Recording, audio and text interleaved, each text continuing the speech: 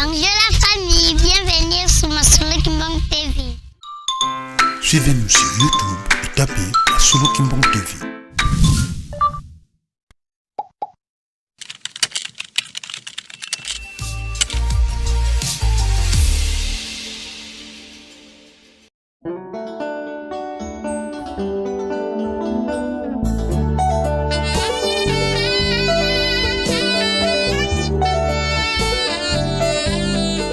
Bote bandeko balandi de partout bozali kolanda biso na mokili mobimba lelo tokolobela likambo etali Mpioka na banzi banda le 7 février oyo ya mbola oyo tozali ya 2026 papa Simo Kimbangu kiangani akendeki mpona kosala lancement ya ba travaux kuna na shiti ya Mpioka. Mpioka ezali likambo oyo tozela tang molai banda tozala bana mike bazali koloba biso makambo ya projet Mpioka yango wana vraiment tozala posa tokota pena na bozindo nango toyeba projet yango malamu pamba te toyoka ka Mpioka elelo tozoyoka papa zali kosenga biso ba $5 mundimi nyonso akopesa $5 pona likambo etali projet Mpioka kasi ndenge tokolobaka ete likambo oyo bote yango bana na bino ndenge liloba ya papa Fumalongo akolobaka ete bote yango bana na bino bate yango bana na bango bote histoire ko akobunga te ya solo Mpioka linge banda misale linge banda kasi histoire nango pe ezali na banzi ba oyo babanda misala wana pe bazali yango lelo toye na bureau ya papa na biso pamba te ye azali moko kati na ba oyo babanda misala ya Mpioka na banza émission oyo ezali émission magazine bo banda kolanda yango de temps à autre banda kolanda yango tola yeba évolution makambo ne banda ndenge nini ekendela ndenge nini tito eko koma lelo misala petit eko banda toko banda kotala nyonso yango ekozalela ndenge nini yango topesi bino lisusu mbote bolanda biso na bokebi nyonso awa tozali na kati ya nkamba Yelusalemi ya sika. Mbote papa. Mbote mama journaliste. Solo tokoti na bureau na yo po ete toko akoyeba histoire pa mate to ebete yo zali moko kati na baye babanda misala ya Mpioka et puis lelo pe tomoni yo na kati ya bureau ya projet Mpioka na bandi toza na posa toyeba histoire okoki koyebisa biso ebanda ndeni masolo. Merci maman. Na kombo ya tata ya mwana pe molio mosantu toza na esengo mingi ya koyamba bino na kati ya bureau na biso et puis toza na esengo mingi ete bino boye na pembeni na biso pona koyoka na kosola na bino lisolo oyo etali Mpioka. Mpioka eza likambo oyo banda ebandi na ndenge ya betude nango esa déjà pratiquement tokoloba ti lelo oyo tokoti na 37e année mais histoire ya Mpioka eza mwa molai.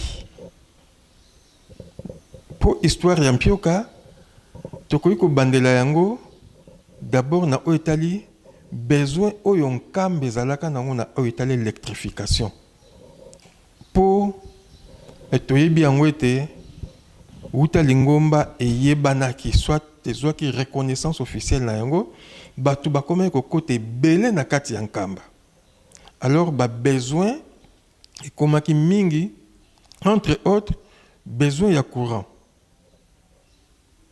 Déjà en 1963, tentative moko salamaka na papa na biso na papa Mfumambanza ya komeka un peu kotala na côté ya mai na biso oto zalaka nango awa mai ya tunungu na ngambo ya kumba kone pai wapi batata basokolaka kotala ndenge ni peut-être ko aménager pour na kosala barrage moko na tinete courant ezala nkamba mais ewane simbaka te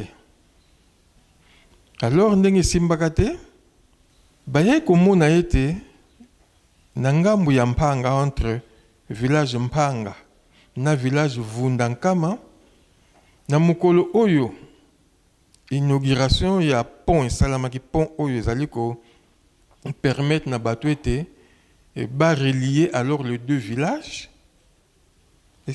Alors là, c'était exactement en octobre 69. Nde, na tango ya inauguration ya pont papa Mfumambanza, papa Dialunga na Kiangani Salomo, yende a indikaka site wana.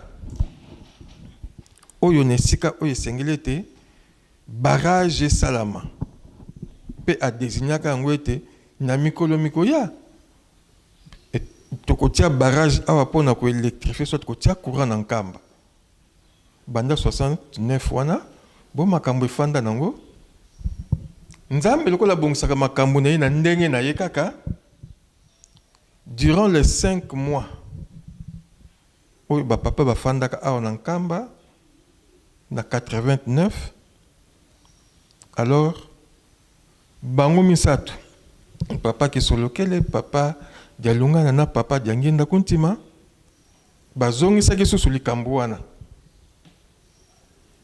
Alors yango wana papa Diangenda a lancaka ba misala yango na le 11 janvier 1989. Bobele kaka na site wana puis ne sika wana kaka oyo papa Dialungana a désignaka na 1969. Donc banda wana banda le 11 janvier nde misale bandaka na Mpioka kuna ba étude de bandaka dans le domaine na bango bien sûr.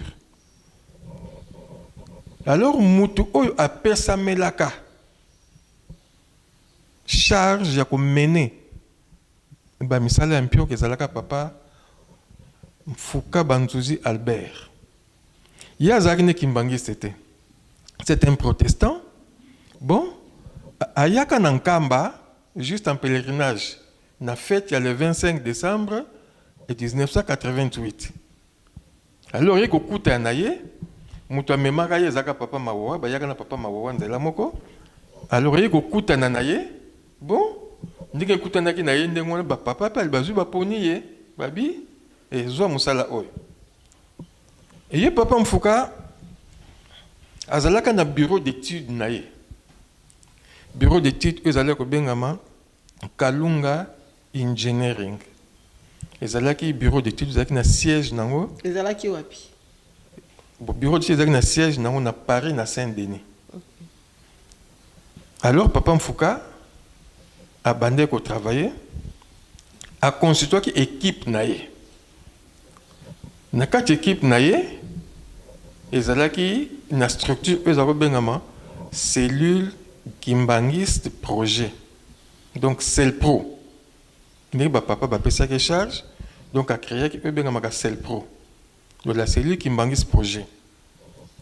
Maintenant pembani alors bureau d'études na ndem dezo ko sala pisu makambo. Na bureau d'études wana okoki weba batu bazala kuna ba papa mawawa pe bazala na kati ya bureau d'études. Te papa mawawa zaka na kati ya bureau. Papa mawawa ya amemaka kaka ndenge. Ya amemaka kaka yesili.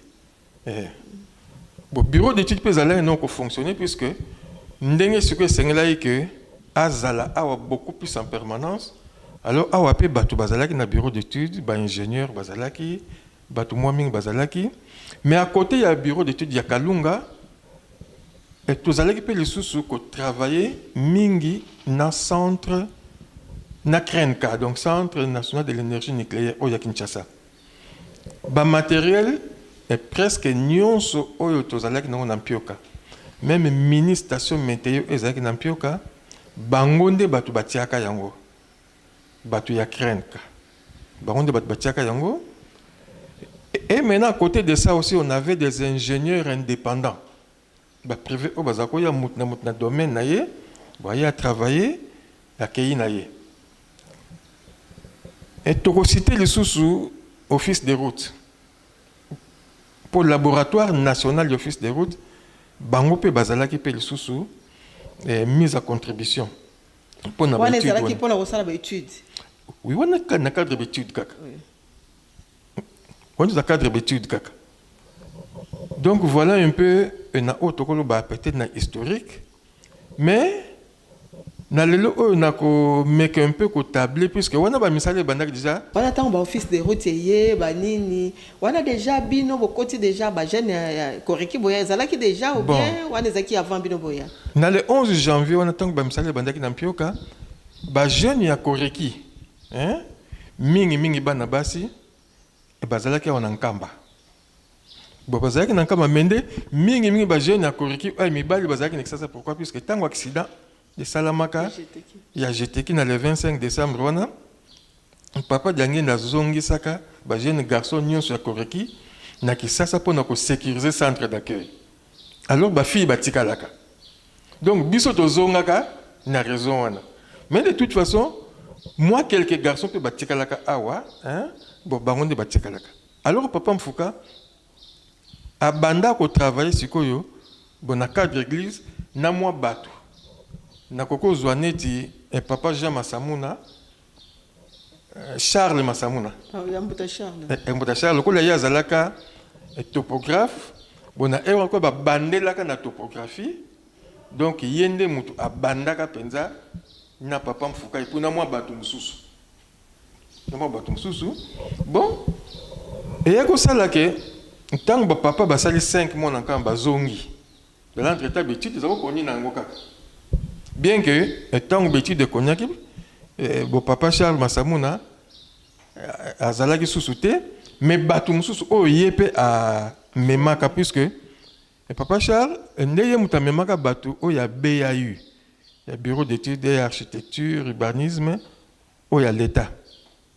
Donc bato BAU pe bayaka neti ba papa kenopa bango pe bayaka pe lisusu bango nyonso équipe nyonso tu wana e baza kofana na mpanga na air wana. Mpango wapi? Mpanga eza mibale. Bon mpango ye bandeli. Oye bandeli mpanga 1. Mpanga 1 wana. Donc na mpanga wana bomoni ndako ezalaka neti ndako une maison coloniale quoi oyo ba mindeli baza kofanda hein ba kolo baza kofanda na mpanga wana. Et donc équipe nyonso tu ezalaki na ndako wana. Bon maintenant il baza konyeka topographie et il s'était fait que ba papa ba zongi nekisa pa mfambanda tikali ba jeune oyo bazalaka awa na nkamba na 5 mois wana ba bandaka ba misala ya bétonnage ya nkamba. Bon misala ko lesilaka te sikoyo ba papa ba zongi papa mfambanda tindaka maloba na kisasa que ba jeune baya na nkamba po ba ko continuer misala wana oya bétonnage ba jeune ya koreki bien sûr. Dans le moment où on a su que c'était déjà vers le mois d'août, septembre, début septembre là, ah bon tant que message on est en tout cas koreki presque nyon sur zala qui na lutendele na bambuta. Bon ndaki ça bato balaki un peu plus permanent zaki ngai et puis na papa mponda. Bon papa mponda du charge à pesi na ngalobi yo ezo charge oyo Luka bateau comme ça et papa mfamba na bengi ba jeune akorki na nkamba donc tozo ke na nkamba ngai na héros na zalaki na niveau ya korki na zalaki chef de service ya culture et ta communication na niveau ya korki. Bon Nathalie me charge ba pesi ngai bon d'accord ndenge na salaka nzamba pesi kaka likanisi na bandaki kotambola sikoyo na ba paroisse nyonso kimbangi spo bolokola la plupart ya bana korki bazaka na lutendele et puis falaki pas ko memakaka bana korki donc bakisa pe lisusu ba mpo sala alors jeunesse kimbangiste vraiment dans sa diversité. Alors na bandaki kotambola na ba paroisse ba communiquer pesamaki juste après soirée bon la paroisse on a se retrouver et ben je ne pas intéressé ba yé. On a soirée bandit déjà. Oui on a soirée chez bandit déjà na Kinshasa. Ezaki na nini? Non na 89 on a kaka vers na lobaki on liboso juillet août en tout cas c'était début septembre. OK. Début septembre bon et na bandit ko sillonner ba paroisse na pour na ko zwa bateau na ko koma ba jeune. Alors na héros na mutazalaki de la ville là qui s'est papa Sakwameso. En tout cas papa Sakwameso a joué les kambango penza na sérieux nango. Et chaque fois on était en contact avec lui. Ne savait pas qu'on était toujours kuna. Le temps toujours qu'on recrutait, on a toujours. Et par exemple, Fambanda pas zako tuna kaka. Tant que mon aïe que moi nombre surtout que on a pas téléphone les qui te faut qu'abo sur la phonie. Na phonie ka appelle les sous donc même à kameza kotambula nango bien. Alors papa mfumambanza alobino nazo kotinda mutuka ezoko ya. Mutuka pone comme na Kinshasa je crois salaka ba 3 ou même 4 jours. Dans l'entretemps déjà ba jeune oyo ba komamaka bango tout zako là déjà na centre kuna. Bon, dans le centre d'accueil à Kassavou. Oui, dans le centre d'accueil à Kassavou, na parole ça biso o ya Kassavou bwana. Mingi ba o bazalaki na bon pas kondima mais peut-être ba o ba résister qui était to ko loba, mingi soka ya la le jour moko azonga bia makambo na zo mona clarté. Et ba mususu soka ye, abi ono to lala azongi na ye. Donc ti nombre za ko diminuer ka ndongo za ko diminuer ka ndengwana. Alors finalement mutuka yeko ya papa mfamba ndatinda biso mutuka oyo père Gabi azala ko mema oyo zalaka Mercedes ya mama bibi et mutuka yango ndemte mema kabiso mutuka tango ye mutuka ezaki na problème ya pneu falaki et papa ça comme ça luka pneu comme ça batia na mutuka poto ya nkamba bato bazonga kala bandako ba oyo bazo kende. Donc, ils allaient venir donc élimination directe de Koloba. Bah, et bah, tikalaki bon. Et papa soit quand même sur aluki et pneu, bah pneu de Koloba tie et na carburant tie ndeto yaka. Mukolongo tolongo na Kinshasa. En tout cas, tolongo ka vers 20h 21h. Mais na ndenge to tambla na 3h du matin to zaka déjà na weno. Bon. Na 3h to lali na weno et puis to lali na weno wana. Bon na tongo nango. Je ko kota na mbanza. To kuta pe na papa mfuma mbanza. Biso na makanisa biso to yibika kete pona ko continuer ba travaux ya bétonnage au ba jeune ba bandaka. Alors na tongo to komi na libosa papa mfuma mbanza. Papa mfuma mbanza biso bon. Nazo tinda bino Nampanga. Et pas y, bah misale zoko sala makuna, ya Mpioka. Mais, bah oyo baza na nzoto makasi, bah ken bah oyo moni ke nzoto za kolembo, baza maladi, bah tikala. Oh papa mfambanza za ko benga bango ba mianzi différent. D'ailleurs tu mukolo ngo tu donc tellement tu sera biso, abike. Et boba ze ibue tensengo. Et boba ze ibue tensengo. Boba ne ni tungolo. Voilà. Alors mon damuta mitala ki a lobi ko bon d'accord ngana koki. Ba obi monene ke ba koki na ba pete ba tikalaka. En tout cas to wumelaka te na mbanza, to wumelaka te.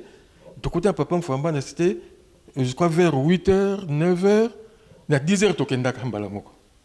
Bokena makolo bien bokena te mutuka na biso kaka wana to uta na Kinshasa yango mte mema biso ti na mpanga kuna l'air to komi na mpanga to ekuta pe déjà na équipe oyo ya bato balaki ba ingénieur ba technicien na bato muso baza ko travailler kaka kuna bo to kuta na bango pe kutu ba sepela ki susu mingi po musala ya topographie wana tango ça ezaki topographie moko manuel donc il fallait que tambula na ba pareil na ba jalon na nyon surtout pour nous la topographie il y a milieu wana nyon surtout.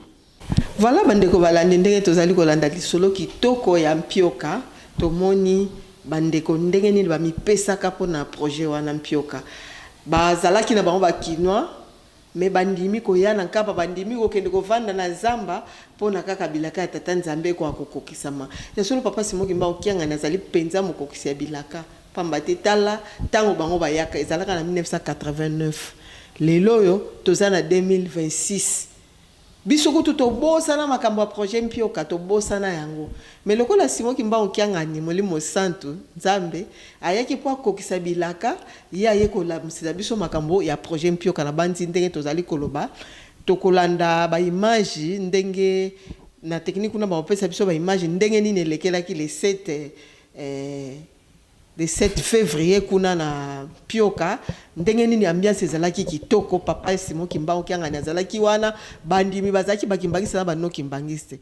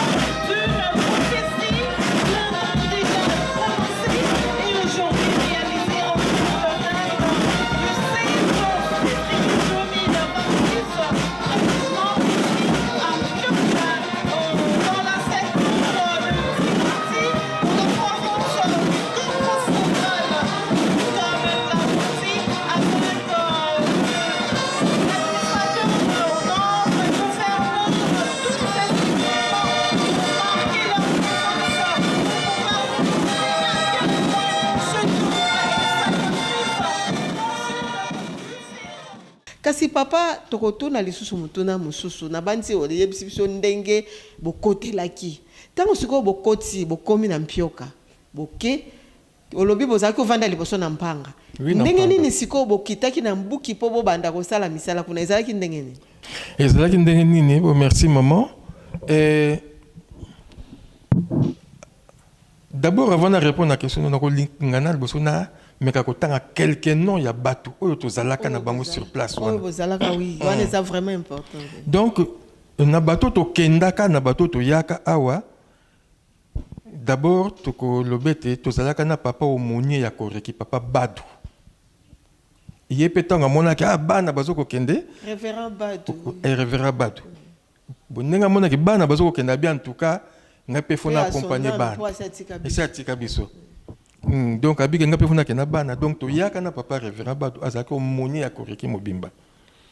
Bon, parmi bateau to yaka wana bateau en tout cas moi mingi to zalaka mais et moi quelques noms oyo peut-être nga na koki ko se souvenir nango kaka na minute o ezali ma Clément zalaka maman longi yo yebié maman longi na biso ya koreki. Oui, maman longi na biso ya koreki. Et papa Jules Azalaka. Jules Lelo Azana. Napulaye. Napulaye, oui. Tozalaka na batuneti. Ba papa Roy.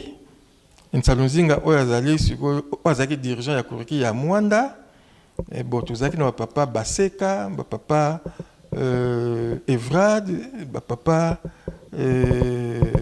Donc, moi mingi. Alors, na ba maman tozalaki. Papa Mafayaki. Papa Mafayaka après. Papa Mafayaka après. Mais bateau to yaka na mpanga wande bango na zo tanga. Oh, kitaka tango. Tango to kitaka wana. Bon, et nakuta maman to zalaka na maman ba Marie Mibale. Marie Nsambu. Marie Mukolo la Marie. Et na Marie Muke. La maman Muke na Mukolo. Bon, to zalaka na maman bébé. Persona makufa pe lisusu. Boto zaka persona maman Sikila. Maman Sikila azana Kinshasa siko. Maman Denise Didiambu. Maman Mfingwa. Ma Christine. Ma Christine. Ma Christine. Azaliawa. Mais na ko cité mutu moko azana résidence, asala kana résidence ko maman Idei Kenye. OK. Boye ayaka boto yaka ne me ya suka kana nkamba koma kana mpanga te.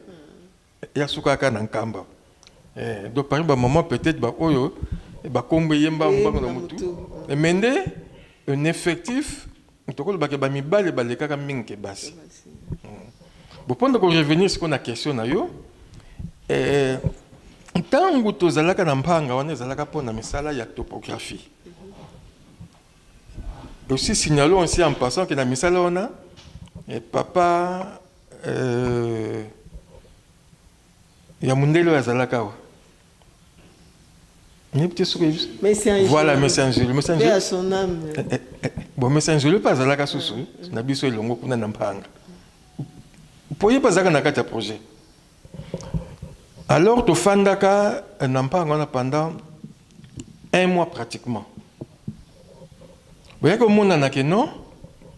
Ndenge misale ezoko ya makasi et puis na ndenge activité zalaki d'abord ndako ne zalaki muke. La papa Angèle papa na mpanga. Oui, azakola tozola na mpanga. Ah bon? Tozola na mpanga kuna. Dès qu'on a ko betlo li solo moko, et si papa Angèle metoko, et beaucoup c'est mingi. On s'explique déjà pour la monnaie déjà là qui ça. Ah bon. Et donc fanda kawana, dona tongo, alors bato to kiti musala kuna pour na topographie, bona poko tozongi. Nous avions notre cousine, ezaki bien organisée. Donc na tongo wana déjà avant bokene mi kate mo comme nous avons lamba mawana bao bazalaki bayebi. Bon. Après 1 mois comme on a que ndako zalaki muke ensuite pe tozalaki na mboka. Or biso moko site o lingombe zali. Mbuki. Mbuki. Alors il y a comme on a nécessité que non malamu to qui est na site oyo ya lingomba penza pour mpanga ezalaki na kaka mboka kaka ya bato et puis makambo mususu moni oya biso ya lingomba na makambo mboka tala kaka ezako bala na penza kaka te ba comportement kaka et puis lokola pe tozalaki na bato mususu oyo baliki bazako travailler na cadre Il y a projet bazaki ba non kimbangis omoni donc moi ndengwana bon alors senga ika ke to kita na mbuki alors to yaka ko pesa rapport wana pa papa to yebisaka papa to senga pa papa alors papa mfamba nza pa accordaka yango ke non bon d'accord ko ezali boye mbuki taboko no fa na mbuki banda ko ezalaka kuna en tout cas tant to kitaka na mbuki mutu nyonso se retrouvaka na parce que là c'était vraiment chez nous et puis terrain aux hommes on a besoin vraiment vaste à l'aise tout ça et donc to quitter la ndengwana bokite la ndengwana mbuta to yokio to landio na bokebi mais toni to baba activité nini bobandela katango bino bokiti siko na site kuna na botango to kiti siko yo na site kuna mbuki ya ko sala ke ba travaux ya topographie et ça n'était diminué moqué pourquoi parce qu'il fallait que ce qu'on a bureau hein et bah quand il faut travailler bah donner nion surtout wana hein et pour que bah bien ça plan topographique penza et puis permettre puis que ça na maquette hein bon maquette c'est on a besoin ezara temps bon alors to tikalaka bah travaux o ya ko landa ba étude pendant landa siko ya après topographie zaki s'il vous plaît le ko lobeli kamba maquette wana et ça la ma ndengene ezala ndengene ndikamba maquette wana non maquette wana ezala na maquette wana ezala que ba étude tant salami ba donner oyo sikoyo ezaka recueilli sur site il y a il fallait qu'on représente en sikoyo de manière réduite pour que bato ba mona sikoyo nini ko sala mapende exactement moni donc zaki représentation moko réduite sikoyo il y a aménagement hydroélectrique en union surtout mais on est basalaka non mais ba technicien ba ingénieur quand il natanga kaka nyo surtout wana ndenge ba kitela ba papa mfuka donc après il travaille sur terrain qu'est-ce que comment il travaille à bureau siko moni donc ça maka na bureau kuna entre autres bato basalaka peso su bato yo bali ke ba participer ka na ko sala maquette wana toza na papa kima et pas zaka na kati équipe wana ya ko sala maquette wana donc papa qui m'a biso ka moko oui papa qui m'a moko ko biso il pas ça na kati équipe wana bon tant aussi que activité ça net ko diminuer na cadre ya misala o ya étude topographique bon il fallait qu'il puisse ko tala qu'est-ce qu'on peut faire non mais nous sommes na kati ya zamba donc faut tout ça la paix quand même et babilanga et puis il faut peut to bokola to lona to bokola alors tu s'engages pourquoi tu es bagike et bateau babanda ko ya même quand on a cadre de projet et biloko ko lia faisala alors on s'est dit non mais to kota na bilanga to sala bilanga et c'est comme ça que to bandé ko sala bilanga kuna et bandaki d'abord na ndenge ya muke et après comme on a mécanisé donc tracteur penze yaki papa pesa biso tracteur et que penze sali ba hectare na hectare et puis production comme il y a makasi sous koleka et à côté de ça biso moko to se débrouiller to teki machine moko ya kosala mafuta tango solo banyoso wana mbuto zoko rappeler ngai po bandeko balandi to koyebisa bino ete biso tozalaki na tango wana tozalaki pe bana tozalaki na to koli boete tozalaki bana mike mais tozalaki na ndako ya papa mfuma mbanza papa ya lungana ti bango bazoya na babiloko asuko kika ba na mbuki baye baba kwange ye biloko ebele ye ndeko solo bla penza wana vraiment nazoyeba nde tozalaki na groupe tozalaki komiyeba te nzoka na kati na biso bamama mpe bebi kolamba bakwanga mpenza kitoko bazalaki donc yango monaki bakwanga wana ezalaki kobuta na nkambe ebele chaque samedi pratiquement tokoya na biloko baheure mosusu osala mpe omona papa mfama na tindi mpena motuka ye bon ntango bilanga eyaki mpe susu mpo na ntango wana mpe mituka projet Mpioka ezalaka bon motuka projet Mpioka ezalaki tozalaka na Land Rover et puis tozalaka mpe na camion ya monene ya Mercedes mais omoni baheure mosusu bamituka wana ezalaki na kisasa alors papa mfamba na partir en kamba kotinda motuka ye ezwi mpe biloko bon à part wana tozalaki kobokola mpe balapin na basoso na mabate ezalaka mpe ebele susu bongo na nsima nango toyaki mpe susu kosala baetan donc production ekomaka ya makasi alors mokolo mosusu natuni papa mfamba ntango kaka tomonike production ya makasi totuni papa papa sikoyo na production oyo tokomi kosala tosala ndenge nini papa réponse ezaka ya mukuse papa mfambanza papa dia lunga na lobi ndambulu dia ndambulu nata kunkamba ndambulu teka makapa mfambanza yebisa biso yango na biki na production wana ndambu bolia bino kuna ndambu bomema na nkamba ndambu boteka pe pour la servir na bino. Donc c'est comme ça que la production surtout oh ezako utakuna ezako suivre kaka procédure wana ko ndenge papa simoki mbao kyanga nazali ko yebisa biso tolo na tobokola tomoni ke ezala motu ya makasi pamba te bino bozaki na bino na Kinshasa boyeli makambo ya projet ya barrage bokomi kuna bo s'adapter na mabele bokomi ko produire pe belé tant bozo teka pe bozaki ko gagner quand même bon. Oui mais bien sûr puisque d'accord bokola ba soso mabata surtout ba lapin pe les choses alaka mingi ba lapin kuna donc ba clapier ce ko ye kuna faut sepela vraiment faut sepela et bon wana ezalaki nango kaka et juste pour nakolia pour na biso moko na ma ya Mpioka moi bambisi ya kolia penza bien que bano me belé te mais quand même moi quelque chose ya kolia bandako zanga te bandako zala nango quand même bampu o bien ka bampudi wana bampudi ya mitu minene wana vraiment wana menda ko sinali kamoko oyo tokutaka tango tokomaka sika na kati ya mbuki lelo tokomi na mbuki maya komelezaka na biso mwa pasi mais papa salaka biso ngolu moi source moko boye bimaka kakuna la levite oui source wana ezati lelo oui ti lelo eza nango source source yango ebandi ndenge ebandelaka ndenge non mais maya ezalaki te après bon tokomonaka esika moko boye bando bimisa mai et finalement comme source mai kitoko yango tobanda komela bon oui orebo mela ma ya munene ya Mpioka bosiko source bimi bon ma ya Mpioka tozalaki ko mela yango te en tout cas ma revient Mpioka zo mela yango te pourquoi puisque ba étude oyo ezaki mené potangu ba étude ekotaki ti na niveau ya hydrologie donc ya ba mai ba pareil mingi tozalaki na ngo na Mpioka et puis ba mai nyonso surtout presque ba mai nyonso surtout ya awa eza mai ya tunungu ezalo ya Mpioka ekenda na Mpioka nyonso kendaka na centre nucléaire kuna batalaka na laboratoire tout ça donc ezaka vraiment interdit pour na biso que tokoka komela yango te et c'est comme ça que toyeba que loko na déjà donc moi o ya Mpioka rivière tout ça komela yango te le baso ko komela yango donc faut passer na étape belé et purifier yango tout ça mais sinon pour na komela boye te lisolo kitoko vraiment bandeko balandi ndenge tozali koyoka pa mbuta na biso ndenge papa azali koloba biso ete histoire to bombaka yango pamba te bango bazalaki bango nde bayebi nyonso tokozwa kapa na bango oyo eza ebandeli na bandi tokokoba na masolo oyo pamba te poto yeba penza ndenge nini banani base sacrifiaka ndenge nini papa siko tango bobandi ba étude sur terrain ezalaki kozala ndenge nini bon étude za kosala ndenge nini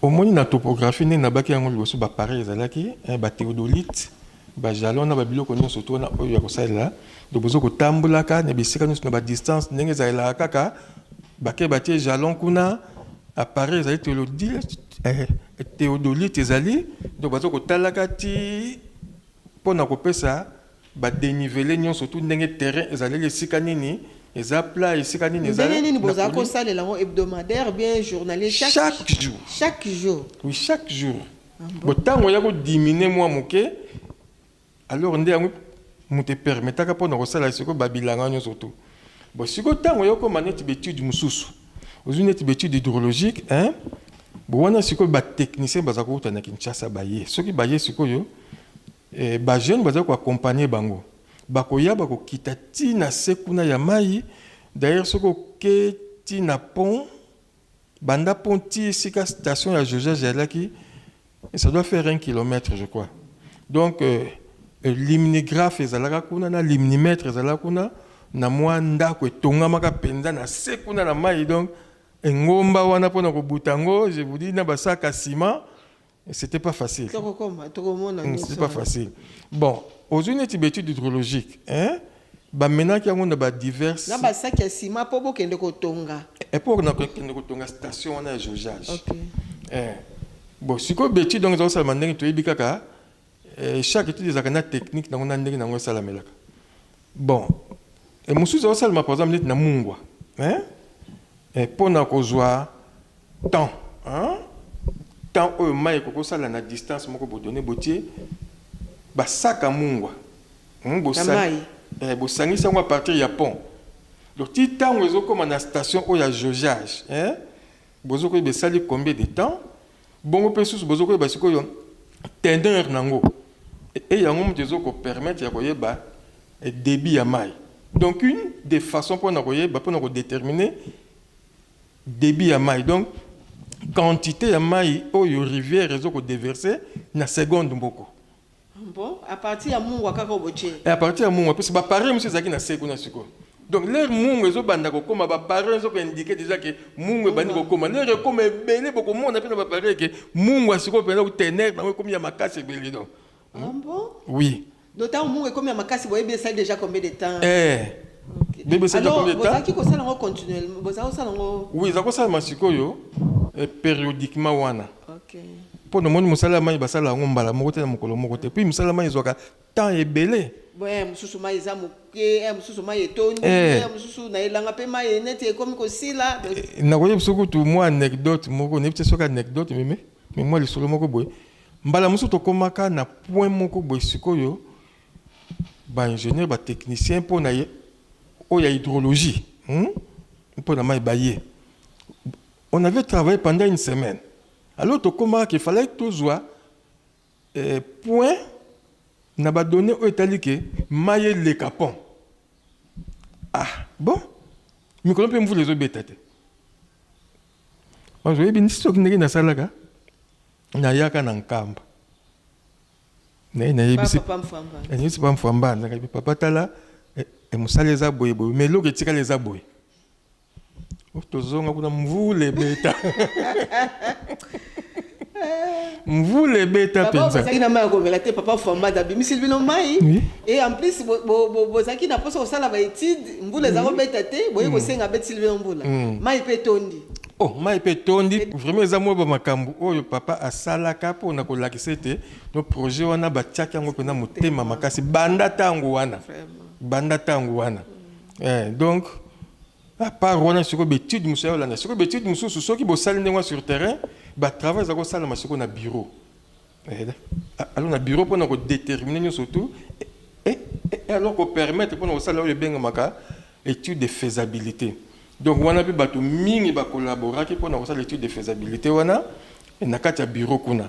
Ba terme technique aux le blabiso étude de faisabilité ba profane pe bazo landa ezali nini étude de faisabilité ezali nini ezali document moko o suke sangisi ba étude nyonso esalamaki donc etiami na document moko pona ko lakisa ete projet oyo elendi ko salama siko donc faisabilité na ndenge elendi ko salamela yango oyo pona epesi ba donner boye na ku na ku bona siko ezaki ba étude économico-financière et wana siko ba économiste mais wana na kati ya faisabilité te na kati ya étude de faisabilité nyonso tu pesa laki outre ba nyonso ezali plus que document wana ezali vraiment bandeko lisolo kitoko tozali kolanda ya projet Mpioka kasi papa na bana tomonaki le 7 février au papa akendaki kuna na Mpioka a telemisaki bino pe pona relaxa ete bino nde bato bozalaki bobanda makambo ya projet yango kino lelo bozali kaka esengona ezali nini ya komona ndenge makambo bozela depuis 89 bozala awa pona makambo ya projet Mpioka lelo ndenge papa Simon Kimba okianganya kendeki kuna pona ko lancer ba travaux na pamba te ndenge moko alobaki ete libange chamaka liboso libange chamaka o ezalaki juste symbole pona ko sala lancement officiel ne balbaki visibilité ezala po ete misale ko akobanda esengona yo na kotala projet o ndenge umele esengona o ndenge lelo comme ko se réaliser ezali nini. Oui maman franchement ezalaki esengo mingi na kati ya motema maintenant émotion pe mbala moko na émotion pona nini omoni etant oyo nyonso projet ezwi tout le monde passe pour Nayango.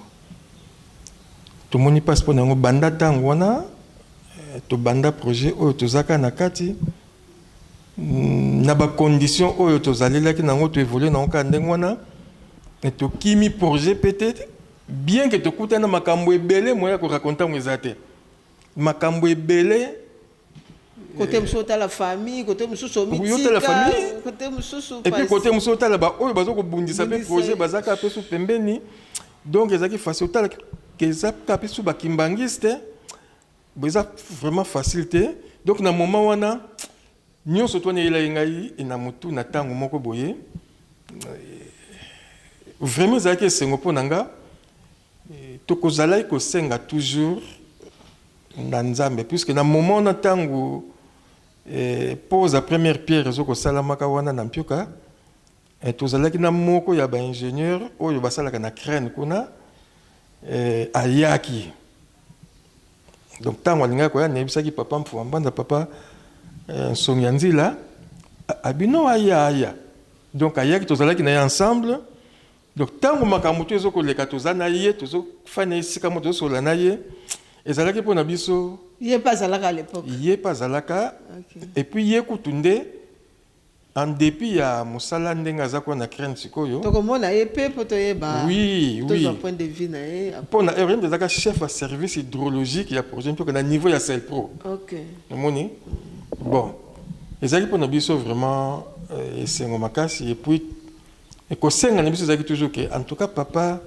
ndenge alamusi sur projet oyo à permettre biso ya ko vivre réalisation nango to mona mona misu wana nde ekokokisa penza posa na biso et puis wana pende vraiment to komona ke non et loko to moneli passé et botimbu et botimbuma et loko to moneli passé botimbuma mbuta vraiment to sepeli ko yoka lisolo ya projet Mpioka pa na yo pamba te yo zali moko kati na baye babanda masolo wana papa lelo papa sengi ba $5 pour na projet Mpioka alobi mundimino sa pesa $5 ndengo zuli wana ezali o ya pesi mais ko za nango $1000 ko za nango 5000 pesi pona ko accélérer ba travaux ya projet conseil nini repesa biso bandimi na mokili mobimba pour être projet wana et où melate se réaliser pour ça projet ya mbongo ebele oui maman ezali projet ya mbongo ebele mais et pas ya nzambe impossible ezalaka nango te nzambe lokola le papa simo ki manki ngani nzambe molimo sa lokola lobi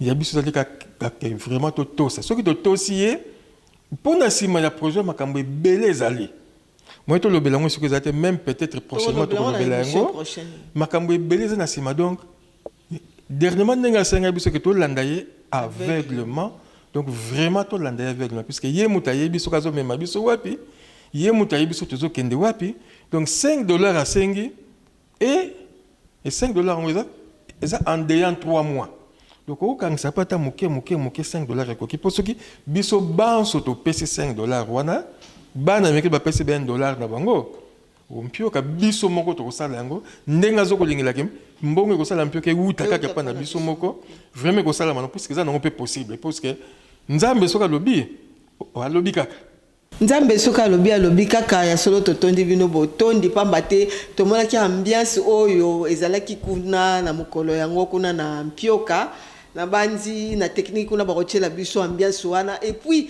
eloko esalaki ngai esengo esalaki ngai chair de poule nzembo o papa simoki mbango kyanga na yembisaki na faki nzembo wana ngana mona yango eza nzembo moko papa simoki mbango kyanga nisoka yembisi nzembo wana ezalaka nzembo moko ya ndenge mususu po maloba eza na nzembo wana ete ya uta na likolo akita na mokili po akomisa biso na likolo donc esalaki ngai sengo papa ya solo tokosuka awa te na banzi o eza ebandeli ya émission ya projet Mpioka magazine na biso tokobanda kolanda ngo de temps à autre tokokende tikuna tokomona na ndenge sika bazalaki tokomona makambo nyonso o esalama avant ete projet o se réaliser ti projet ko ya ko se réaliser tokobanda kozala na bino elongo pona ko lakisa bino évolution nango ekozala ndenge nini tout ça likambo na pratique po bato balobaka abilaka ngo ewumelaka tolobaka bien tolobaka te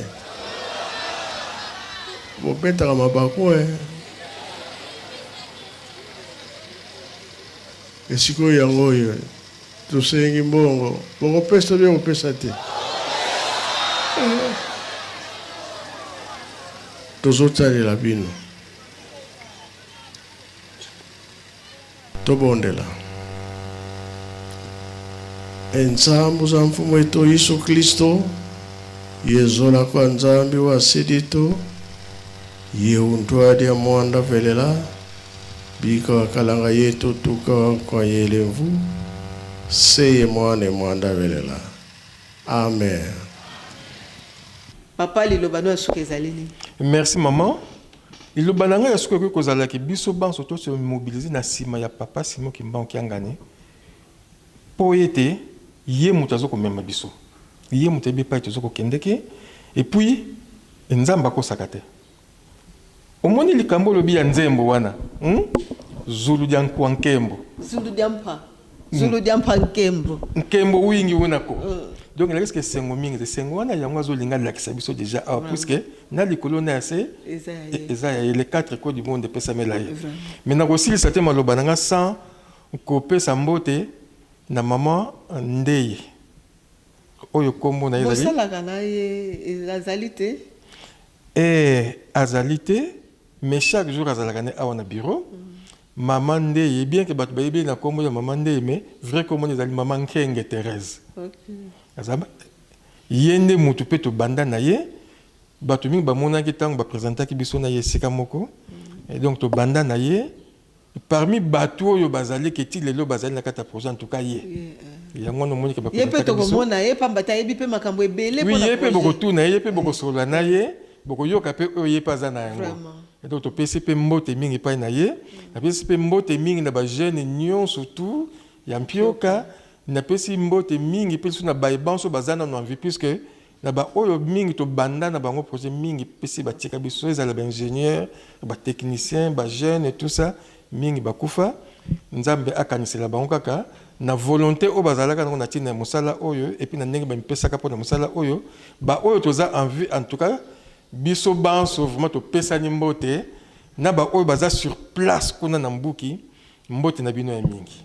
Mbote na bino ya mingi biso pe to bakisili bino ba jeune ya Mpioka ba jeune ya solo balenda na musala tata Simon Kimbangu kianga ni mbote na bino ya solo to komi na suka ya page na biso mukolo mwa lelo kasi to ko yebisa bino ete soko bolandaki biso na bokebi to sungamaki na ndeko lando Afonso nde mutakambaki biso na sima ya kamera na liboso elobeli ngai ndeko na bino mama Godelive Ndombe tokutana mbala ya simu wotikala malamu.